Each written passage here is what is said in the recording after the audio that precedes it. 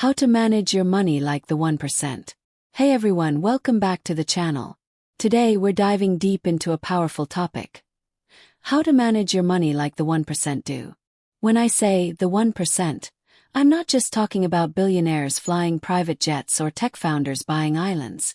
I mean the mindset, the strategies, and the systems that the world's wealthiest people use to build, protect, and grow their money. Strategies that anyone can start applying today. Here's the truth. The 1% don't just get rich by chance.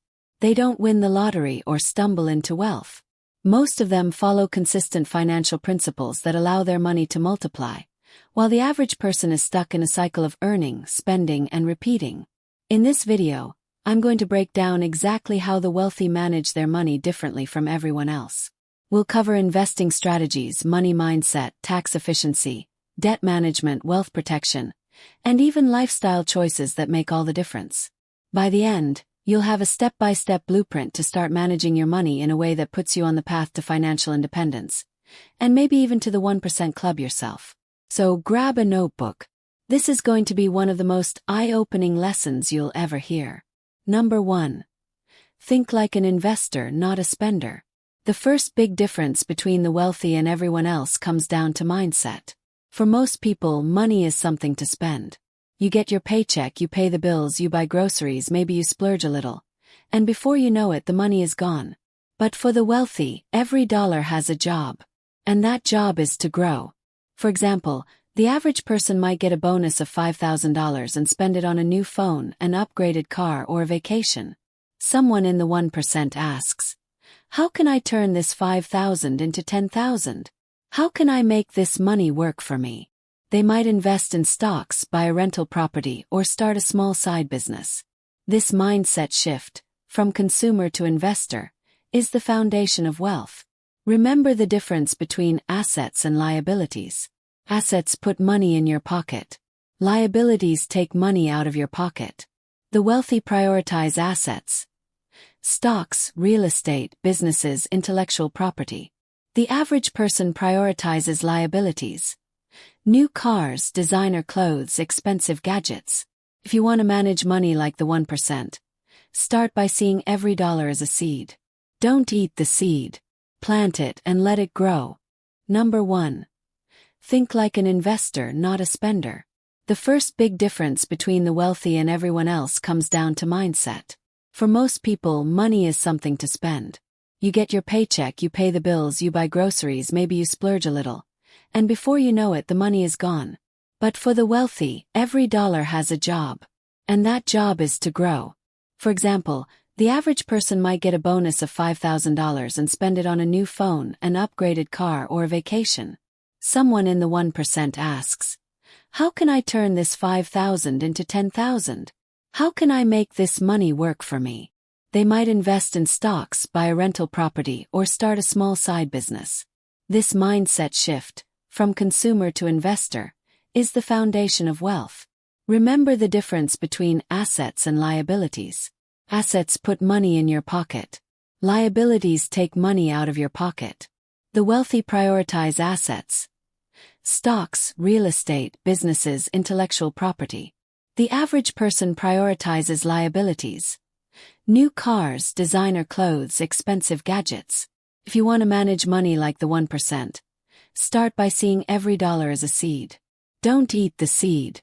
Plant it and let it grow. Number 2. Build multiple income streams. The wealthy never rely on just one income source. If you have a single job and lose it tomorrow, your income drops to zero. That's financial fragility. The 1% build multiple income streams. Studies show that the average millionaire has 7.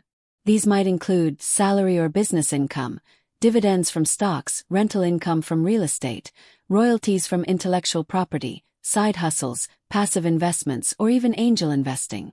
Not all income needs to be active. The wealthiest people prioritize cash flow that doesn't depend on their time. For example, a rental property earning $1,000 a month, or dividend-paying stocks that generate quarterly payments. This way, their lifestyle is funded by passive income, while their active income gets reinvested, creating a snowball effect. Number 3. Prioritize cash flow.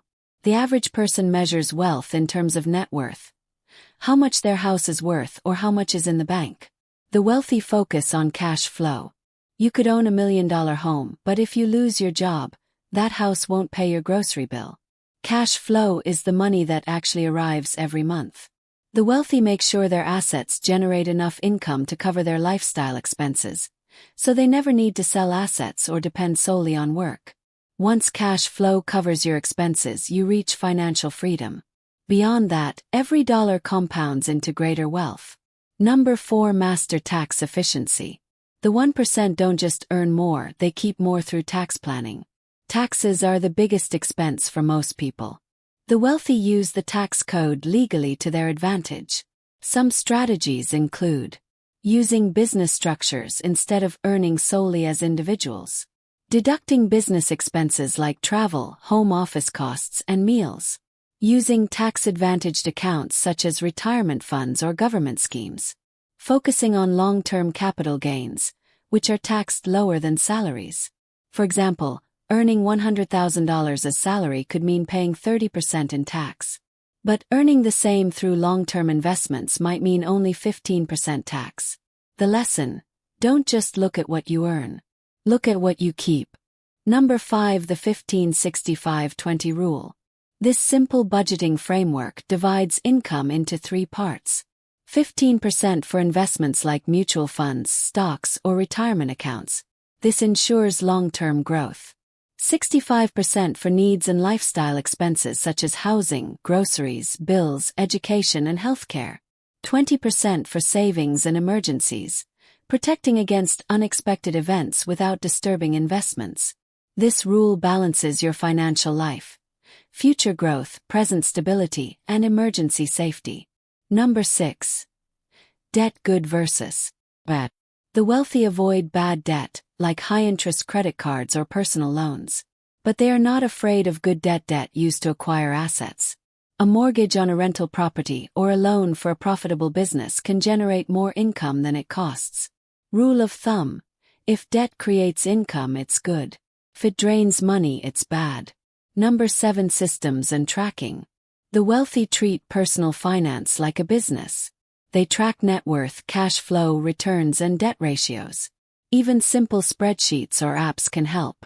What gets measured gets managed. Number 8. Buy time, not just things.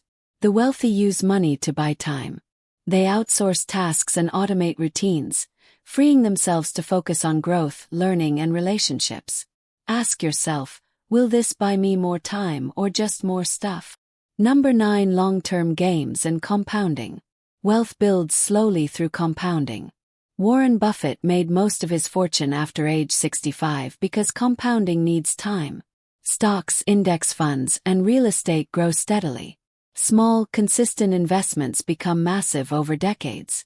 Don't chase quick wins. Play long-term games. Number 10. Protecting wealth. The wealthy build fortresses around their money. They diversify across assets and even countries. They buy insurance, health, life, and property. They set up wills, trusts, and estate plans to preserve wealth for future generations. It's not paranoia, it's smart. Recap. Think like an investor, not a spender. Build multiple income streams. Focus on cash flow, not just net worth. Master tax efficiency. Use the 15-65-20 budgeting rule. Leverage good debt, avoid bad debt. Track your finances like a business. Buy time, not just things. Play long-term games. Protect your wealth. The 1% don't just have more money. They have a different relationship with money. They treat it as a tool for growth, protection, and freedom. And the best part: these principles aren't reserved for millionaires. You can start applying them today. Remember, you don't need to be born rich to think rich. You just need to manage your money the way the wealthy do.